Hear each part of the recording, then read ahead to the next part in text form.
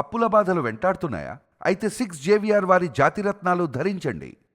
అందరికీ నమస్కారం. Welcome to మనం టీవీ. నేను మీ పవన్ బేస్వాడ. మనతో పాటు అనలిస్ట్ చందు శ్రీనివాస్ గారు ఉన్నారు. సార్తో మాట్లాడదాం. సార్ నమస్కారం. నమస్కారం అండి.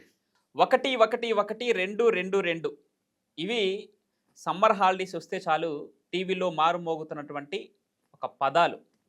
శ్రీనారాయణ, శ్రీ చైతన్య, నారాయణ చైతన్య, చైతన్య నారాయణ ఇలాంటి కార్పొరేట్ కాలేజీలు విపరీతమైన ప్రమోషన్స్తో విద్యార్థుల్ని తమ కాలేజీలో చేర్పించుకొని వేలకు వేల ఫీజులు దండుకుంటున్నారు.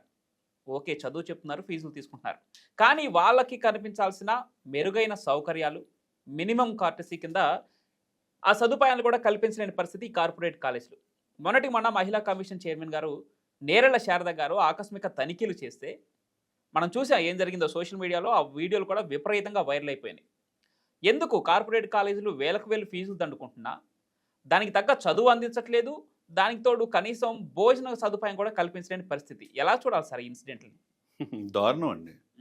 ఎందుకంటే మనం చదువుకునేటప్పుడు స్కూల్స్ వేరు, కాలేజీలు వేరు, యూనివర్సిటీలు వేరు. నా జీవితాంతం యూనివర్సిటీ చదువుకునేదాకా, మాస్టర్ ఆఫ్లో చదువుకునేదాకా నాకైన ఖర్చు 1 లక్ష రూపాయలు కూడా లేదు. అంటే అంత ప్రభుత్వాలు మనకు బెనిఫిట్స్ ఇస్తాయి, తల్లిదండ్రులు మనకు చదివిస్తారు. ఇప్పుడు మన బిడ్డలకు చదివించాలంటే ఫస్ట్ క్లాస్కే లక్షల ఫీజులు. మీకు తెలియని అంశం. అవును సార్.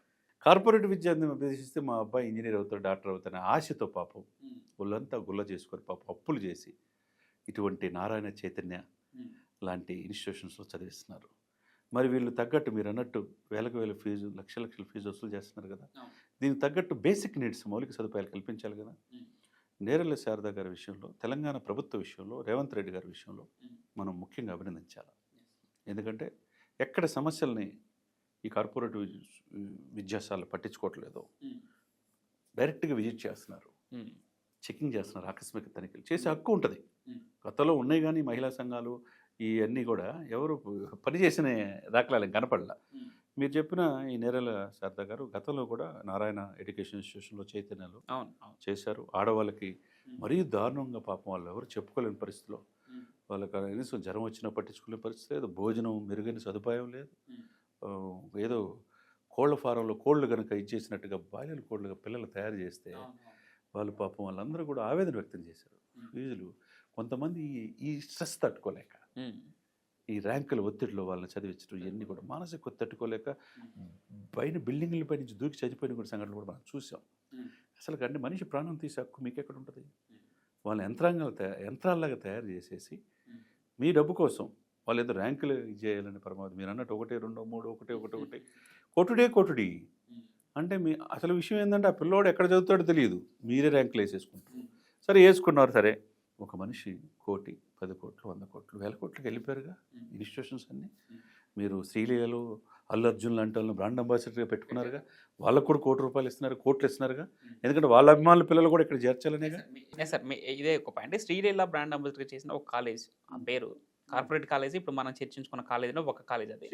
గుజరాత్లో ఒక విద్యార్థి టాప్ ర్యాంక్ సాధిస్తే ఆ ఫోటో అదే హాల్ టికెట్ నెంబర్ తీసుకొచ్చి ఇక్కడ పాంప్లెట్లో వేశారు. వేసుకుంటారు, అదే కదా చెప్తుంది ఇక్కడ. అంటే విస్తరిస్తున్నారు సార్ ఇది దేశం అంతా. వీళ్ళు ఈ కార్పొరేట్ మాయ, కార్పొరేట్ ఘోరమైన నేరాలు ఘోరాలు మనం చూస్తుంటాం. ఈ కాదు, వీళ్ళు నిజమైన ఘోరాలు చేసేది. మొన్న మహిళకి, ఆడపిల్లలకి పాపం వసతి లేకుండా దారుణమైన పరిస్థితులు చూసాం.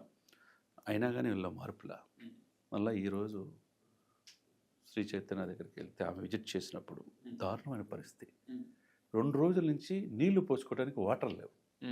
గీజర్ 5 నిమిషాల్లో గీజర్ వేస్తారంట. 5 నిమిషాల్లో పోయి కింద పోయి స్నానాలు చేయాలంట. ఎంతమంది చేయగలరు? జ్వరం వస్తే వాడు మిగతా వాళ్ళతో కలిసి భోజనం చేయకూడదంట, భోజనం కూడా పెట్టలేదంట. 2 రోజుల క్రితం పప్పు నిన్న చేసిన పాచిపోయిన పప్పుని ఈరోజు భోజనంలో పెడుతున్నారంటే వీళ్ళు మనుషులా పశువులా సార్? వీళ్ళు మనుషులా పశువులా? వీళ్ళ బిడ్డలకు అదే బుట్టు పెడతారా? వీళ్ళేమో ఊరకనే చదివించాలి, అనాథశనాలయం కాదు కదా. మీకు వేల ఫీజులు వాళ్ళ తల్లిదండ్రులు డబ్బున్నా లేకపోయినా కష్టపడి సంపాదించి మీకు కడతంటే మీరు చేసేది ఏంది? సద్దన్నం సద్దిపప్పు తీసుకొచ్చి పెడితే పిల్లలకి ఏంటి? పిల్లలు పాపం లెటర్లు రాసి ఇచ్చారండి ఆమెకి. ఇప్పుడు మళ్ళీ చెప్తే వాళ్ళని మళ్ళీ ఫైన్ వేసి వెళ్ళి ఏదో చేస్తారన్న భయం కూడా. అంటే వాళ్ళ భయం ఉంటుంది కానీ భయపడకుండా వాళ్ళ పిల్లలు పాపం మా పరిస్థితి ఇలా ఉందండి అని అంటున్నారంటే ఎంత దారుణమైన విషయం అండి. మీరు ఉండటానికి ఫెసిలిటీ కల్పించరు, తిండి పౌష్టికాహారం పెట్టరు. చలికాలంలో చలి ఎక్కువగా ఉన్నా కానీ స్నానం చేయడానికి గీజర్లు ఉండవు. 2 రోజులకు ఒకసారి స్నానం చేయాలి పరిస్థితి. మీరు మాత్రం మీ బిడ్డలో మీరు ఇంట్లో బ్రహ్మాండంగా 2 పూటలు స్నానం చేసి బాగా ఫుల్గా తిని మీకు కావాల్సింది చేస్తారా? అది పాపపు కూడా కదండి. అంటే ఇక్కడ తల్లిదండ్రుల ప్రవర్తన కూడా ఇలా ఉంది అని తల్లిదండ్రులు కూడా తప్పే. తల్లిదండ్రులు కూడా ఇప్పుడు ప్రైవేట్ పాఠశాలలు ఉన్నాయి, ప్రైవేట్ కాలేజీలు ఉన్నాయి, అంటే ప్రభుత్వ కాలేజీలు కూడా ఉన్నాయి. బేసిక్ నీడ్స్ బ్రహ్మాండంగా ఇస్తున్నాయి. మనం ఎందుకు అక్కడ చదివించుకోవట్లేదు పిల్లల్ని అనేది కూడా ఆలోచించుకోవాలా. కోట్ల రూపాయలు టీచర్ రిక్రూట్మెంట్ కోసం ప్రభుత్వాలే పెడుతుంటాయి. వాళ్ళకి అధునాతనమైన టెక్నాలజీ కూడా ఇస్తున్నారు. ఇవాళే ఒక పేపర్లో నేను ఒక మీడియా కథనాన్ని చూశాను. ఫ్రీ బస్ అంటే ఎగేసుకుని వెళ్ళిపోయారు కానీ ఫ్రీ బడి అంతే మాత్రం రావట్లేదని చెప్పేసి ఒక కథనం వచ్చింది. అంటే గుండెల్లో తాకుతుంది. ఎందుకు గవర్నమెంట్ స్కూల్స్ కానీ గవర్నమెంట్ కాలేజెస్ కానీ ఎందుకు ఇంకా వెనకబడుతున్నాయి? అక్కడ బీఎస్సీలు బీఈడీలు చేసిన టీచర్స్ అక్కడ ఉంటున్నారు. ఇక్కడ మాత్రం కార్పొరేట్ స్కూల్ అని చెప్పేసి ఇక్కడ ఇంటర్ చదివిన వాళ్ళు టీచర్లుగా పనిచేస్తున్నారు. అయినా కూడా గవర్నమెంట్ స్కూల్స్ వదిలేసి ప్రైవేట్ స్కూల్ని చదివిస్తున్నారు డబ్బులు ఇచ్చి. ఇప్పుడు public service commission, Telangana public service commission chairman గారు బుర్రా వెంకటేశం, ఆయన కట్టిక దారిద్ర్యంలో పుట్టి గవర్నమెంట్ స్కూల్లో చదువుకొని టాప్ ర్యాంక్ ఐఏఎస్ సాధించిన వ్యక్తి బుర్రా వెంకటేశం. మరి వాళ్ళు ఏమి ప్రైవేట్ కాలేజీలో చదువుకోలేదు కదా, చెప్పండి. మరి బేసిక్గా కష్టపడే వాళ్ళంతా ప్రభుత్వ పాఠశాలలో చదివిన వాళ్ళు కూడా మంచి మంచి ఇది అవుతారు. కానీ తల్లిదండ్రులు ఏంటంటే ఈ వేలం వెరితనం, మీరు అన్నట్టు పాపం మాయలో పడి ఒకటే అని చెప్పి చెప్పటం, టీవీలో ఇట్లా నిజమే అనుకోని చెప్పేసి ప్రెస్టీజ్ కోసం పక్కడు నా దగ్గర డబ్బున పక్కింటి చేర్చాడు కదా అని చెప్పి మా బిడ్డకి ఆ కష్టం తెలియకూడదన్న ఉద్దేశంతో చేరుస్తున్నారు సార్. ఇది కూడా తల్లిదండ్రులు కూడా ఒకసారి ఆలోచించుకోవాలి. ఇటువంటి కార్పొరేట్ మాయ చేసి కార్పొరేట్ విద్యతో వీళ్ళ పిఆర్ఓలను పెట్టుకొని ఆ కాలేజీలో ఆ స్కూల్లో చేర్పించేసి సరైన మెరుగైన సదుపాయాలు లేకుండా పిల్లల్ని పీల్చి పెప్పించేయటం అనేది ఒక రకంగా చాలా ఘోరమైన నేరంగా భావించాలి. ఇటువంటి కాలేజీలకు కావచ్చు, స్కూల్స్ కావచ్చు, పర్మిషన్ వెంటనే రద్దు చేయాలి. కన్సల్ట్ డిఓలకు ఉంటుంది ఆ పర్మిషన్, అంతే కదా. కలెక్టర్లు అంతా కూడా మానిటరింగ్ అంతా కలెక్టర్ చేసుకుంటారు. కలెక్టర్ గారు ఆదేశాలు ఇచ్చేసి ఏదైతే ఈ కాలేజీలు ఉన్నాయో, ఏదైతే ఈ స్కూల్స్ ఉన్నాయో బేసిక్ నీడ్స్ లేకుండా పిల్లల్ని యంత్రాలంగా తయారు చేసే అన్నిటి మీద ఉక్కుపాదం మోపాల్సిన అవసరం ఉందన్నమాట. మీరు చెప్పినట్టు సార్ భవిష్యత్తులో కష్టం రాకూడదని చెప్పి ఇప్పుడు తీసుకెళ్లి వాళ్ళని జైల్లో వేస్తున్నట్టుంది. అంటే ఒక రకంగా చూసుకుంటే అక్కడ మొన్న కొన్ని శ్రీ చైతన్య, నారాయణ లాంటి కాలేజీలో లాక్లు వేసేసి అంటే సమ్మర్ క్లాసులు పెడుతున్నారు వాళ్ళకి. ఏది ఇంటర్ ఎగ్జామ్స్ అయిపోయిన తర్వాత అక్కడ పిల్లలు ఎస్ఎఫ్ఐ వాళ్ళకి, పీడిఎస్ వాళ్ళకి ఫోన్ చేసి అన్నా రండి మా కాలేజీ కానీ ఏడుస్తున్నటువంటి పరిస్థితి. విద్యార్థి సంఘ నాయకులతో దారుణం కదండి. రండి మాకు ఇంకా క్లాసులు చెప్తున్నారు, మమ్మల్ని ఇక్కడ తాళాలు వేసి పైన కూర్చోబెట్టారు 3rd ఫ్లోర్ అని చెప్పి ఫోన్ చేస్తున్నారు వాళ్ళకి. అంతే కదా, దారుణం. ఇటువంటి కూడా పూర్తిగా విచారణ ఆదేశించాలా. అందులో తప్పు చేస్తే ఎవరైనా చట్టం దృష్టిలో ఎవరైనా సమానులే.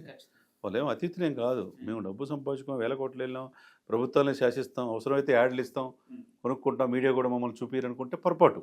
నిజాయితీ గల మీడియా సంస్థలు ఇలాంటివి చాలా ఉంటాయి. సమాజ హితం కోసం పనిచేసే కూడా ఉంటాయి కదా. కాబట్టి ఎవరికి భయపడాల్సిన అవసరం లేదు. కాబట్టి వీళ్ళు చేసిన తప్పుల్ని వీళ్ళని అనేక కేసులు పెట్టేసి ఎవరైతే యాజమాన్యం దీన్ని చూసిచున్నట్టుగా ఉంటున్నాయో, పిల్లలకు మెరుగైన సదుపాయాలు కల్పించట్లేదు, వాళ్ళని కఠినంగా ప్రభుత్వాలు శిక్షించాల్సిన అవసరం. Right sir, thank you so much. నమస్కారం.